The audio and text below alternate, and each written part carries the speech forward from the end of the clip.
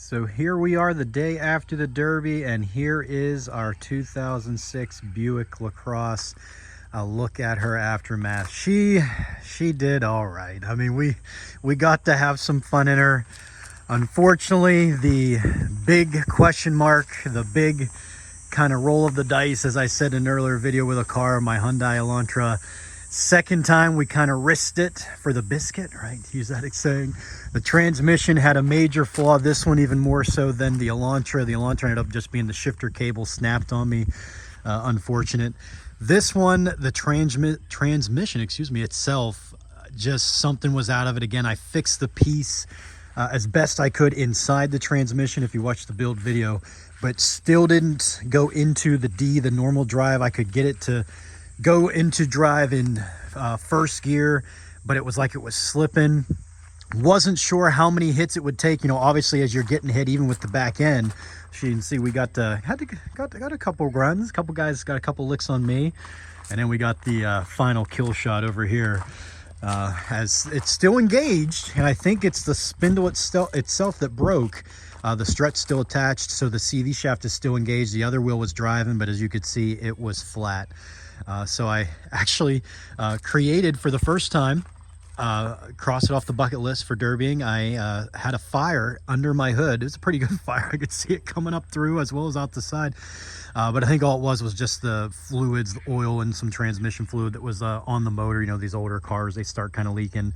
And I was spinning on that flat tire on the driver's side, and I think I just had it so hot. It was probably about 8, maybe 10 minutes into the feature, and it just kind of created a fire from all the heat and everything. Is all I think it did. I haven't popped the hood yet. We'll do that here in a second. But yeah, got first part of the Derby. It was gone. As I said to the wife, I said, honey, don't be too judgmental. I said, she barely works in drive, so we're going to try to find a corner or a side and put a run on, get a hit, and then kind of slowly edge back forward in drive, because it just does not grab barely at all. And first 5 minutes I was able to do that.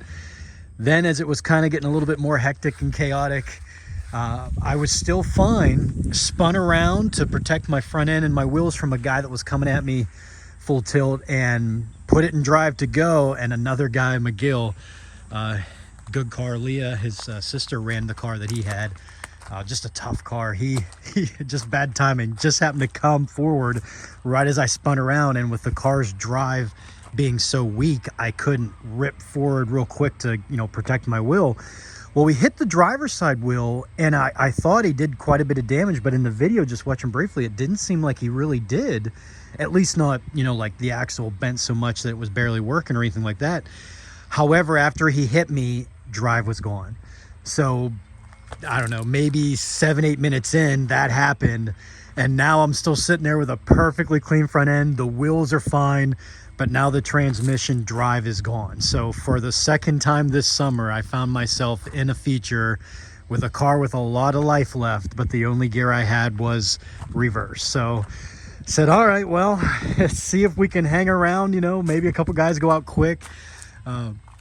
Just kind of have some fun with her. I spun around in the middle, had a van rough me up a little bit. He's actually the one that whenever I was spun around and kind of stuck against the guy, he hit me. But after that, the van hit me, that is. After that, it was so bent in, and I was stuck in reverse anyways, and then the car caught fire, and I was talking with the flagman. He's like, yeah, you can refire it. I'm like, oh, it'll refire, but I said, I'm done. I was about to time out for my minute anyways, and there was, I think, 7, maybe 6, maybe 7 guys left. So we were right about that 7th or 8th one left running. So got to have some fun. Again, I told a couple guys I know and the wife, I said, even my boy, I said, this is the final lesson learned. I said, the guys in our area are just too good. There's a handful of them that I usually end up derbying with. They're too good at driving them. They know they need to get in your wheels, and they do a good job of doing it. They protect their front end and wheels well. Their cars are well built. I mean, we're talking stock compacts. I mean, windshield class for Derby Dog, stock compacts 4 or 6 for GSP, making junk. Guys like this, Wire, Head On Productions, the guys out of New York that help making junk. They're just too many good drivers to take a car even though it's got, you know, it's fresh, really solid and everywhere, but a fatal flaw, like a transmission error or issue or potential, you're just, I mean, if you want to have some fun, yeah, maybe if it's cheap, maybe make it a quick build, but you're not going to be down there at the end. So a little bit unfortunate. Still got to have some fun, you know, big fair near us, about 15-minute drive from here. But unfortunately, just, you know, I don't mind not making the top 3, if you will. You know, it's always nice to get the hardware, but I'm always kind of bummed a little bit when the car, I mean, look, my front end is untouched. My wheel, which again, it looks really bad now, but it was perfectly fine before I was stuck in reverse and then stuck on a dead car or a car that wasn't moving at the time, and a guy got into my wheel again, a van, which I don't understand why Derby Dog is letting vans run in their stock compact windshield class. I don't know really what that is. It's a little bit kind of upsetting to me, if you really want my opinion. There's a drastic size difference, obviously, but also the way those vans drive, because of how big, there's a drastic difference. So just a couple things real quick. You know, that's kind of the story of this car, if you will. Back in, now it folded up pretty well. And I've had guys tell me this, the rear rebar here folded down. The trunk folded up well, but I've had guys say these Impalas, the Buick Lacrosse, they're pretty much the same car. The rear rebar likes to fold under, and part of the problem, I think, was just the car itself, but also a little bit bigger, even with the spare tires. A lot of smaller compacts were in there. A couple guys I was hitting, I know I was above, so they're kind of coming into that lower portion, which is hitting and helping drive down, as you can kind of see. But really not too bad there, you know, folding up. I wasn't dragging or anything to where I was struggling to move. Inside, wanted to show. So again, if you watched, I mean, just basic setup. Again, I like to not have my battery lines flying around too crazy. So I put a ratchet strap or tie it rather, zip tie it to the ratchet strap or the chain, or like here at the my battery box, so that whenever I'm on the terminals, it's not, you know, as you're getting hit, they're not swaying around too much. But again, if you watch the build video, if I can slide around here, this car running the stock tank, which again is perfectly fine. It's pretty much like right in here. So you got all the way up to here to smash, almost about halfway, about right there is probably where you start to maybe press in the tank.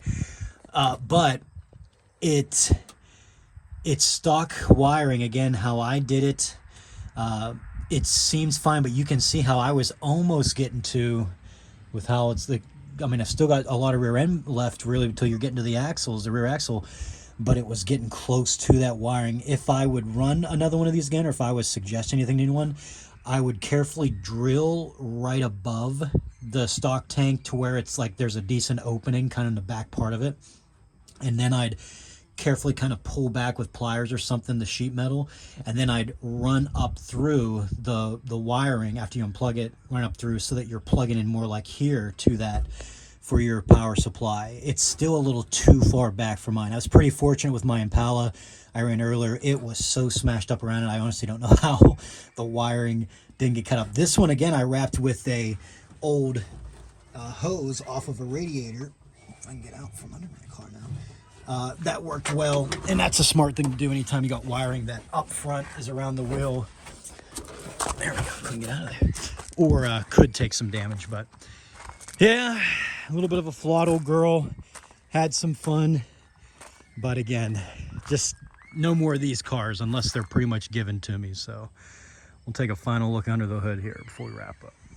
And when we pop the hood, we find all that I thought we'd find. So you can see a little bit of the, shout out to the emergency responders, the firemen that worked the fairs and the Crawford County Fair crew. Got to it quick, but it was a full-fledged, I could see a flame on top of the motor through my hood cutout, which is another reason why I like to make it bigger, not only so, like, you know, more air kind of passes through the hood. You can still use the hood to really anchor down to your bumper if they'll allow it, or at least the frame rails. But also, you know, if they need to quickly spray out a fire, so that if it's just a service fire, I easily would have restarted. The motor was fine, but as I said, I was about to time out, and this wheel was flat, and the only one that was still driving, but the other one was locked up. Even when they put me on with the skid loader at the end, they couldn't even barely slide it forward because that wheel was just so locked into the kind of fender well there. So nothing to show, just again, nothing damaged. You know, it's unfortunate. Again, the spray foam on the frame rail there with the computer more than well out of the way. Again, even the fire, nothing burnt. So yeah, nothing to report. Everything's exactly how we left it. Again, little unfortunate. You know, I have a car that has so much life left, even after the back end smashed up and everything. But your transmission, if your transmission is junk, you know, you're in trouble. If you got really weak A-arms or the axles there, the spindles and that are rusted out, you know, especially if it's aluminum and it looks rough, which this car does have an aluminum spindle, which is something else to look for if you're, you know, again, if you get it for cheap or free, you know, it is what it is. But if you got to pay money for it, get yourself one that can take a beating and put you down in the money or in the trophies at the end. So that's it. Again, we had some fun. Scrapper, take our sign, our chain, our parts off, our battery box, keep our spare tires, and she is heading to scrap. So the 2006 Buick Lacrosse, that's all for her. Figured I'd throw this in here as we're kind of stripping the car down here before we scrap it of all of our parts we can reuse. And got this wheel that was pinned up in, and isn't it a son of a gun?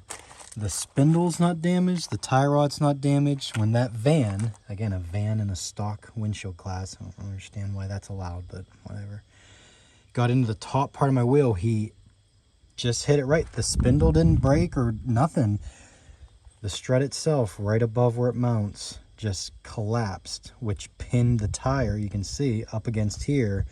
So the CV shaft and everything's still engaged. My other tire was driving, but this tire was now locked. And again, I was stuck in reverse. So isn't that a son of a gun?